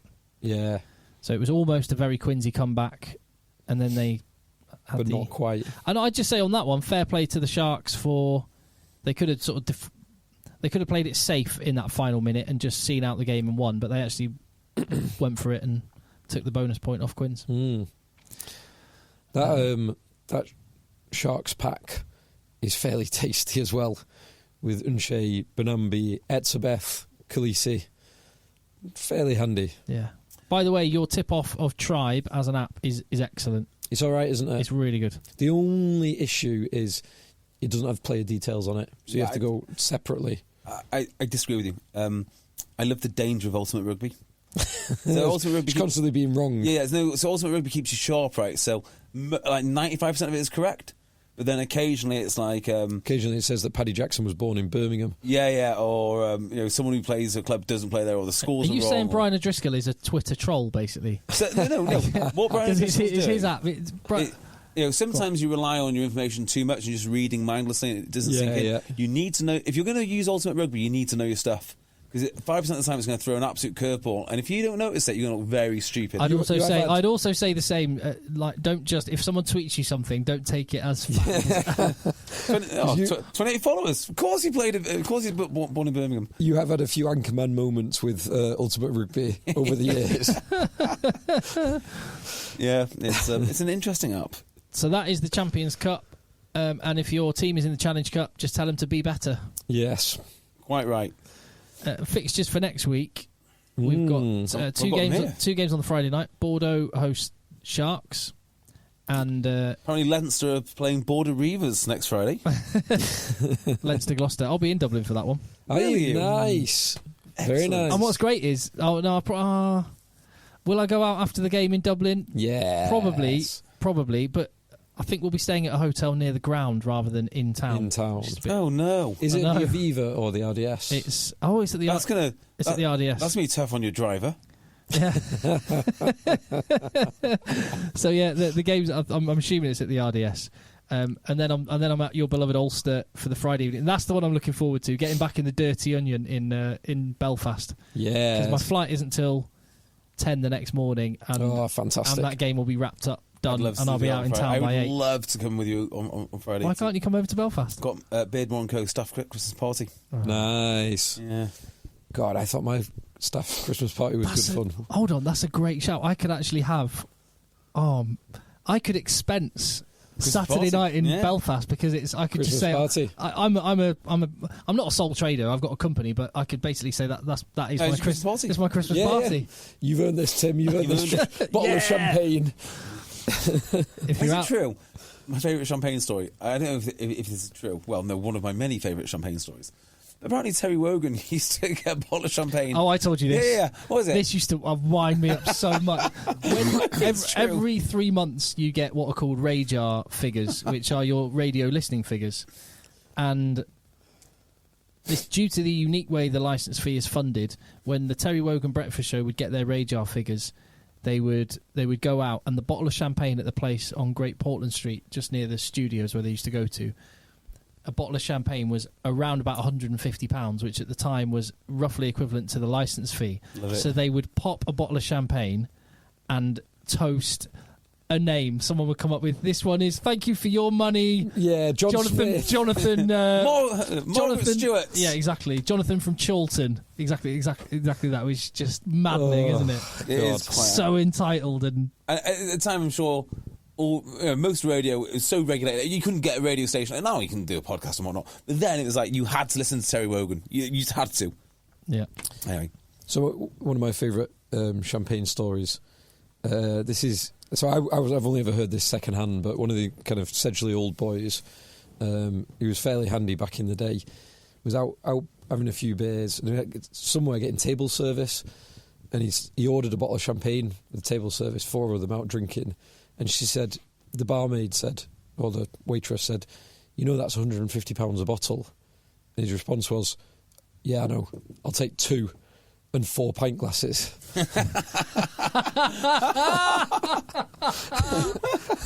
Yes. Yeah, sporting-wise, Jonathan Joseph is famous for pouring champagne on the floor. Yeah. Good. Do you remember people on Twitter got really annoyed about that? Yeah, more champagne, please. Sergio Canizares, the Spanish goalkeeper, dropped a bottle of champagne on his foot before World Cup and broke it, so he can play. There must be some other ones too. So non-sporting, my other favourite champagne story is Winston Churchill. Oh, yes. Paul Roger. So Winston Churchill used to have a pint of champagne at 11 a.m. every morning. And Paul Roger, very famous Ep20 champagne house, made him a specific pint bottle. So he'd have a 568ml bottle of champagne that he would crack. So one of the great benefits of Brexit, one of the many great benefits of Brexit, I might add, is the fact that Paul Roger started making the pint bottle again because they were allowed to under UK law. Have they? Yes, they have. So you can get... I'll buy one. When was the last time that you had Paul Roger? I've got some in my fridge. Have you really? Yeah. I always like to keep a bottle of Paul Roger in. A pint? Pint of Paul Roger. Pint in the morning? Bottle chilling in a pint glass, chilling next to it. I love Phil's shopping list is like, I need a pint of milk, a pint of Paul Roger. My last time I was drinking Paul Roger, they were serving in World Rugby Player of the Year. Very nice. Yeah, it was the complimentary champagne of the bar there. I was in Wimbledon one night this year. That was great fun. But I can't remember what the champagne brand was. I don't think it was Paul Roger. We need to get back to the World Rugby. Yes. Oh yeah. Shindigs. Oh yeah. Although since our man at World Rugby has gone, I don't know if it's quite as lavish as it once was. Oh really? Well, I don't know where was it this year. Was it not Monaco again? I've got no idea. Ask Josh van der Fleer. Yeah, we'll find out. It was Monaco for 2 years because they wanted to make it a big thing, and as far as I was concerned, it's the biggest thing in the world.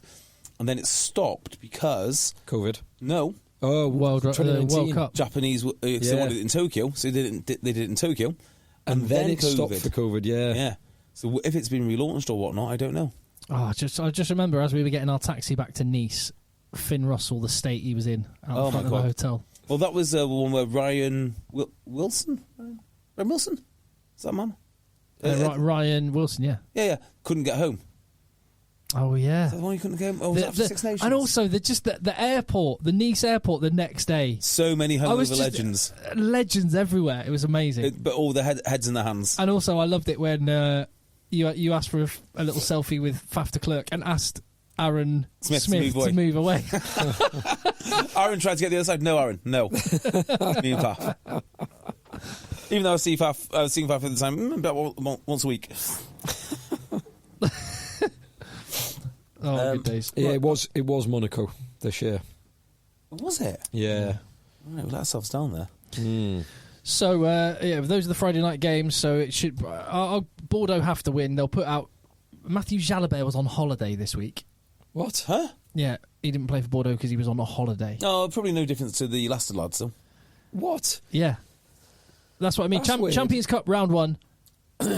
Bordeaux's best player... Is that go on holiday? Is that the excuse they've given to avoid him having any like personal interference with his personal life? Or When he wasn't named, all I can say is when he wasn't named, we got in touch with the press team at Bordeaux. Why is Matthew Jalabert not involved? Is there an injury? What can you tell us? He's on holiday.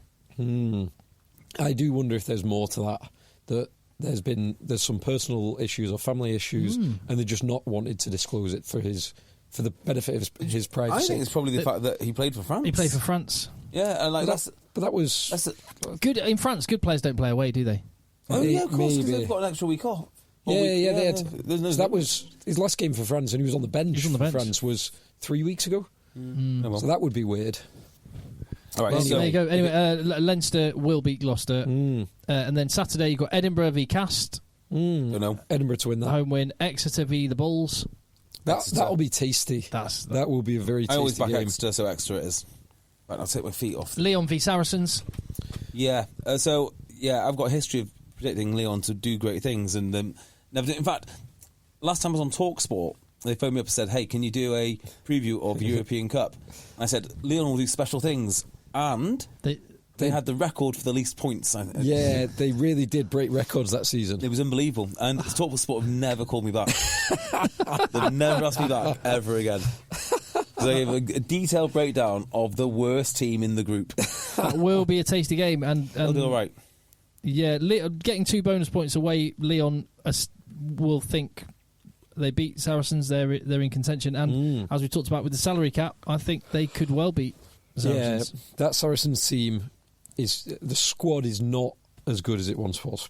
It's definitely true. I don't think they can compete in Europe. No, I disagree. Actually, I think they're going to start hitting their straps soon. I think they've been very careful with their selection throughout the Premiership. They've done very well in the Premiership. One of the things that would concern me this week was that Edinburgh were able to disrupt Saracens' shape as and when, but I think that's got more to do with rustiness. I think they're going to be all right. I think they'll go. I think they'll get semis.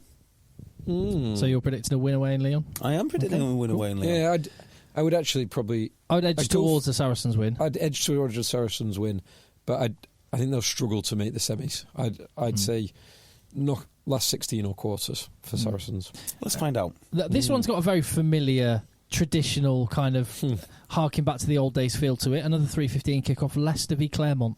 Yeah, I don't know enough about Claremont to give you any good prediction on this, other than say I quite like Leicester and what they do, and they could win. It's over there. Well, predictions: will Borthwick still be in charge of Leicester? No. Well, yeah. Do you know what he's got? He's got the RFU over a barrel. He could he could name his price. He could say, "I want a 10-year contract, £1 million a year," and the RFU have got themselves in a situation where they're going to have to go, "Yeah, okay, So this is whatever you want." This is a genuine question now, right? When does he need to be coached by? I mean, he presumably doesn't need to be coached by tomorrow. No, or next week. But I wouldn't be surprised. I suspect it's already agreed. It's definitely happening. Maybe it's Leicester have said, "Can you just wait until we've got our replacement before you announce it, so that it causes us the least amount of turmoil." They're probably trying to negotiate exactly what they do with Leicester's coaches, because they won't want to lose all of them. But Borthwick will probably want to take them all with him. He's going to want them all. Yeah, he's not going to not want these guys. He spent a long time getting them. I spent a lot of money on them as well. And it was when I was considering all the coaches going that I suddenly thought Diamond might actually genuinely be a good fit at Leicester. Yeah. no, Pivac. Jokes. Just on the RFU, as well as obviously they should have lined up Borthwick prior to actually letting Eddie Jones go, because there's no rush to let Eddie Jones go as well, because they don't need to do it last week. They've got all the way until February. Yeah, and especially if you read all of the statements from Bill Sweeney this week, he definitely didn't need to let Eddie go because he was amazing. Is that right? Have you not seen all the RFU have said is glowing praise of Eddie Jones? He's brilliant. We're sacking him. He's done a wonderful job. Yeah. We're so pleased. There's two things that so odd. There's two things that the RFU should have done, and these are like basics. They should have lined up the next appointment so it's a done deal, so you can announce the two of them together. Secondly, there are reports coming out of Australia that Eddie Jones might get involved in the Australia coaching team as a consultant or in some regard, which, if the RFU have paid him a year's salary to let go of him and not put in a gardening leave clause or a you can't work for our competition clause, those are two of the biggest schoolboy errors that you can possibly imagine. Yeah, I heard that they were looking for those clauses. That was a sticking point. It sounds like they've been waived. I heard that originally they didn't want him to work for somebody else. In my view, But then you should only be paying him a fraction of his. Because if you're going to work for someone else, well, I'm not paying you your full salary. Quite for right. the year. Yeah, I'll pay a pence of it. I'll pay you, but the price is you don't work for anybody else because I'm paying you. My view on this is, if you're going to sack the guy, why do you care who he works for? He's got information on your team. Well, so the point is, the RFU are not. They're effectively paying. They're effectively buying the rest of his contract, handing it to him as a cash sum, and saying off you go. Yeah. But that contract runs until the end of the World Cup. So I've had the situation where a radio station I was working for was being shut down, and I was told. Yeah, there's the 6 months. Yeah. There's the next 6 months of your contract in cash up front, which I was like, great. And then they went, by the way, that means you can't work for any of our competitors. Yeah. And if you want to, you hand back your money. Some of it, yeah. Or some of it. I heard that was the sticking point. Who knows? Yeah, But you're right on both of those points. Just Phil. not letting him go. I think I've got a slightly different view on that. I mean, the traditional view, of course, is you wait to get someone, but honestly, what would be the point if you know you're getting rid of the guy? It's almost unfair to say, look, you just carry on preparing, making your PowerPoint presentations and, writing down your snarky one-liners to bully your players with, and we'll just fire you when we're ready. No.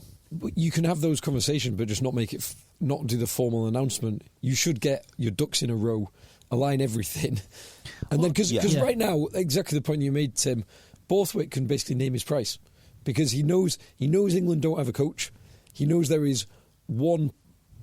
Probably realistically, one name in the frame, and that name is Steve Borthwick. And all the other names in the frame are using the situation to get great new contracts, like Rob Baxter's team, Ronan O'Gara. Yeah, I tell you what, the bigger that those contracts are, the bigger they are if you need to fork out for Borthwick. And I tell you what, I bet he's got someone in his corner who's pretty astute when it comes to these contract negotiations. And Borthwick's a fairly smart cookie as well. Yeah, but just to re-emphasise that point, the odd thing is the RFU keeps saying we're doing a review. We never hear what the outcome of the review is. Nope. Yeah. And in this case, they've done a review and said, after a review, we are removing Eddie Jones from his role. He's done an incredible job. We're so pleased with him. Basically, it was all glowing. I understand leaving on good terms, but it just seemed odd. He's done a fantastic job. We're sacking him, and we haven't got a replacement. Why do people do this? Like, why? Like, they must think they were stupid. Like, why? Just tell the truth. Just tell the truth. We were appalled. The results were unacceptable. Yeah. We need to change the direction. The reason we fired him is not because we don't like him or because we don't think he's capable. We think he's brilliant. Yeah, we think he's brilliant. But we are absolutely appalled by the fact we pay him X amount and he's got a 40% win rate for this year and probably for last year too. Absolutely appalling. We've lost faith that his master plan is going to be it's been brilliant. Yeah, that he has a master plan. We'd love more, but going our separate ways. Yeah, quite. Leicester, back to Leicester v Claremont. That actually, I'm quite excited about that. That has a traditional Saturday afternoon proper European ding dong feel about it. Yep. Yes. I'd go with Leicester, but I don't know. They'll go full bore first team at home to Claremont. Claremont will come and give it a crack, and I think Leicester will win. London Irish are at Stormers. That's a draw, 30-all. Ulster, poor Ulster. La Rochelle. So Ulster. This will be a good performance. Ulster will go. They will put in a good shift, but they're not going to win this. Ulster will go something like 6 point difference. Something like that. Ulster will go 25-12 up, and eventually the might of that enormous La Rochelle pack will grind them into Ulster dust. will lose by 6 points. And they'll have the ball when the final whistle goes. It'll be a knock-on. I'm just looking at who I'll be chatting to next week because I'll be speaking to some English. It'll be an English-speaking person. So Will Skelton, Uini Antonio, Kerbarlow, Todd Kerbarlow. Uini Antonio, is he? Well, he's Kiwi, isn't he? Of course he is. Yeah. Obviously, he's a Frenchman. Victor Vito still there? No, not retired. Not on the bench. They've got that. They've got Dylan Leeds. They used to have no, that's the ex-foreign secretary. Eaton. I was going to say Anthony Eaton. They used to have. They built the whole pack around him for years. Obviously, he left a long time ago. Jason Eaton. Yeah. Bottier might presumably speaks a bit of English. But I tell you what, I will do. I'm going to try and do what I did for Ulster v Toulouse last year and try and sit in the away team bench. Oh yes, I was sat next to Charlie Falmoina. Why say hello to him? He could go back on. Props could go back on. Okay, fair enough. Gregory Aldreet. He's got a Scottish mother. Has he? Yeah, so he must presumably speak English. Well, hang on. If his mother's Scottish, it's not guaranteed, is it? Wow. And then where are we at with the fixtures? So that, unfortunately for Ulster, that will be a La Rochelle Montpellier, Sale away at Toulouse, big Sale win. Montpellier Ospreys, Montpellier win at home. Toulouse v Sale, big Sale win you're going for, yeah? I think Northampton will beat Munster in the Gordons. It's Munster are the kind of team that Northampton struggle against because they've got a very well-drilled pack. Yeah, but I think Northampton will win. I'm quite excited about Sunday 5:30 p.m. That will be. That feels like quite a glitzy. That will be entertaining. Glitzy tie. Quins v Racing. Shame that Marcus Smith is not going to be playing. Why? He's injured. Who is he? What's up with him? He's out till after Christmas. And is it Tommy Allen going to Perpignan as well? Yeah, that's correct. That's confirmed. So it's just another one of the Premiership biting. Yeah. The salary cap biting stories. And that's it. Nothing then till January, Friday 13th. Friday 13th is next game. Next game of Champions Cup. I'm flying on Friday the 13th. No wonder the tickets are so cheap. That's fine. That's good. Right. Yeah, so we're done, I guess. Yeah, that's it. No more. We've got all of our tittle-tattle out the way mid-podcast, which is exactly what professionals do. Exactly. Thank you for listening. If you're still listening at this point, then you probably don't need me to tell you that you need to hit subscribe. You've already done it. In fact, I'll tell you what. Do you know what? Let's have a competition, right? We'll find something to give away. If you just for the loyalist of loyal people that really stick it out to the bitter end. Do you know where the phrase "the bitter end" comes from? By the way, bitter end. The bitter end. It'd be some food. Is it to do with beer and the bottom of the barrel? Well done. It's not though. No, it's so many phrases are naval. I was going to go with naval. Damn it! Is this from the Rest of History podcast? No, it's they did one on Napoleon recently. Yeah, well, I don't know where. It came up. There's a show that I told you, the one with Colin Farrell, and it's about the trying to get through the Arctic, the Bering Strait bit. What's it called? The Terror. Okay, good. It's on BBC iPlayer. It's a really good show. Colin Farrell's in it, called The Terror, and but they use the phrase "the bitter end," and it's when you put the anchor out. It's at the end of the line. I don't know. I can't remember the specifics, but there's so many naval phrases. Really. Yeah. So tell me, what are the others? I can't remember any of them at the moment, but there's a Rest of History podcast. Long shots where they talk about. Is one? Brass. Cut of his jib. Brass monkeys is to do. No, hold on. No. Toe of the line. Yeah. Brass. There's something there's something to do with like how cold the cannonballs are, and it's you're brass monkeys, and I think. Yeah. In fact, look up where the phrase "brass monkeys" come from. I'm sure it's a naval phrase. Feeling as well. blue would be one. Taken aback. Because of his jip, pipe down, toe the line, take the con, in the doldrums. What's the one that's the? There you go. So brass monkey, which is about often said to be from a type of brass rack. Or, quote, monkey, it was called, the rack on which cannonballs were stored and which contracted in very cold weather, which would eject the balls. So they were held in a brass rack, and when it gets cold, the cannonballs would fall out, so it was dangerous. I'm sure that they say that in Lock, Stock and Two Smoking Barrels, I'm brass monkey for cold, or something like that. Yes, that's what I mean. So the brass monkey was the thing that cannonballs were held in. Very, very good. Yeah, there's a book I read called River Deep, which is like a huge, huge book, and in it it's about... Oh, I humble brag. Yeah, it's a huge book, very, very complex and many long words. And in it, it's about the logging industry in Oregon set up by Finnish immigrants, and all of the sayings and things which come from there, like fellas. Well, of course, you've been felling trees all day. So, all right, fellas, shall we go out? Oh, nice. I love stuff like that. Yeah, loads of them. Love it. So I'll tell you what, we'll say,